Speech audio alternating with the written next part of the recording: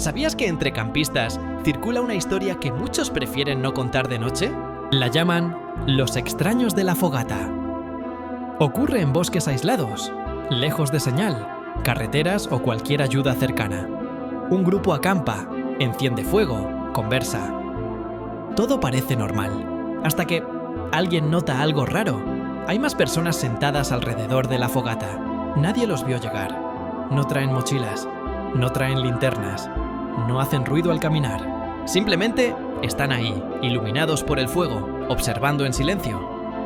Cuando alguien intenta hablarles, no responden, ni parpadean, ni se mueven. Algunos testigos dicen que sus rostros no se distinguen bien, como si la luz no lograra enfocarlos. El ambiente se vuelve pesado, incómodo, imposible de ignorar.